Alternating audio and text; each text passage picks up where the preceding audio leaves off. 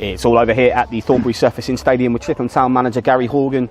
Hogs, bit of deja vu from Saturday, really. You know, late set piece. Up steps Jordan Young, and tonight it's given you a 1-0 win over Oxford in the 97th minute. A few scenes going on here, mate. Yeah, look, I thought we started the game really well. I thought controlled a lot of the game in and out of possession, actually, and which is no mean feat against Oxford. They're a really good side, I think. So yeah, I was really pleased with the way we started, and clearly really pleased with the way the game ended.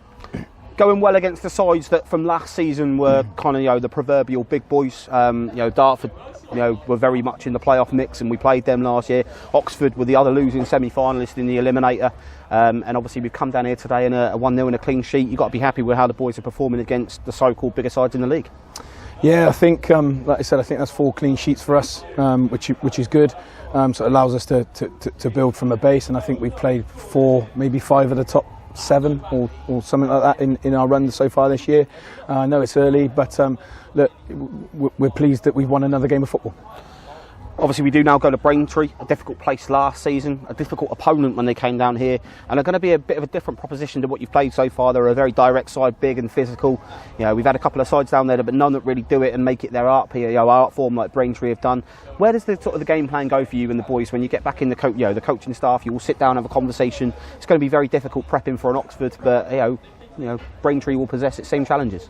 Yeah, absolutely. Look, 2 totally different games of football as such, and 2 totally different sets of challenges, really. So you get a lot more, I would imagine, or you get a lot more physical challenges, a lot more athleticism in terms of out and out 1v1 duels. It becomes harder to win those because, like I say, they've got a really strong, powerful side. We've looked at the stuff on them this year, and they've started well and they're going well. Got a lot of pace and power, so it'll be a really difficult game. News broke on the socials probably about an hour and a half before kick-off tonight that you've gone into the loan market again. You've gone back to Bristol Rovers and picked up Harvey Greenslade. I, for one, was very impressed with him when he came down here in pre-season. I'm sure that you and Coopy and Joe have done your due diligence on him since then. How did that come about, Gary? Obviously, Harvey, coming in, he's a sort of left-sided, sort of centre attacking midfieldy type player, isn't he? Really, so he'll add a certain amount of impetus to up the top of the pitch. Yeah, so we went and watched him a couple of times in pre-season. So he was one that we already knew about anyway. Obviously, with the recall of Seb, we were looking again anyway, and we're constantly looking. We know he's one that sort of like fits the bill, but again, as with a lot of these clubs, they have to play in the Papa Johns and that type of thing before they really allow people out. So yeah, as I said, we've been really impressed with Harvey when we've seen him. We think he can add something for us up top. We know you're not the most controversial bloke in the world, Gary. We know you sort of tend to stray away from these kind of questions. However, the big talking point of the night is obviously going to be the dramatic way in which Chippenham won the game this evening. A 97th minute penalty slotted away from Jordan Young. Alfie's gone in down the left-hand side there. I know that yourself, Coopy, and the Oxford staff have had a chance to get their eyes on the video. It was a very close call, but in the end, the referee pointed to the spot, and that was how the game was won. Yeah, I'll be honest, I haven't looked at it back yet. I've just sort of been trying to try and compose myself a little bit. But look, I think Alfie has nicked the ball past the keeper. I don't know whether he's given it for a foul of the keeper or the foul when he's just about to tap it in afterwards. But for me, the first one's a foul with the goalkeeper. He's knocked it around him, and he's had to take evasive action. If he doesn't jump, he gets absolutely clattered by the keeper. So I think that impedes his run. So you could argue that that's a foul. I don't know. There'll be times this year when we're bemoaning our luck, not getting the decisions, and I'm sure, as I say, a bit of a cliche, they'll even themselves out if it was wrong.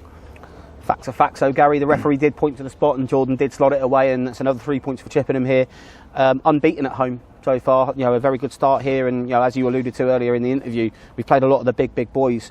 I know it's very early in the season, and to be honest, asking you the question, I know it's going to get that trademark smile, but the more often that you're coming and taking on these sides and giving a good account of yourselves, keeping clean sheets, picking up 3 points, and when you aren't picking up those 3 points, you're picking up draws, people are going to be talking about you again this year. We saw exactly what happened last season when you could put together a run of results with this group.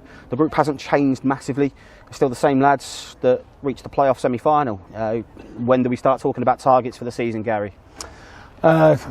Internally, we have our own targets, and I know that's a cliche again, but look, we're just concentrating on playing each game and trying to win each game as it's presented in front of us. So look, like I said, we've got our own targets, but we certainly won't be getting carried away. It's really early. It's a really tough league, and it can come back to haunt you, that type of thing, I think. So yeah, look, we'll continue to try and meet our targets and hit our targets throughout the season. So we've got 2 tough games in the league coming up, Gary. Braintree and then away on Tuesday to Hampton. The following week presents a new test for yourself, the first time that you've managed the side in the FA Cup. The draw's been fairly kind to you, Sholing or Slimbridge, without being too disrespectful. 2 teams from lower echelons of non-league football would have been exactly what you'd have been looking for in that draw. I believe that game is still currently perched at 2-2 going into extra time and penalties as we speak, so you'll find out who you're playing in the FA Cup on the 17th, but that's got to be a real sort of priority for you guys this year. Chippenham love a cup run, it galvanises their town, and as you've seen obviously with the sort of the 550 to 600 supporters that have been coming in for your first couple of games, nothing like the FA Cup to really light a fire under the town and drive those attendances up. Yeah, definitely. Look, it's great. It's always someone from our level that gets to the first round proper and usually beyond. So we'll hope, as we do every year, that why can't that be us? But certainly we won't be looking past that tie.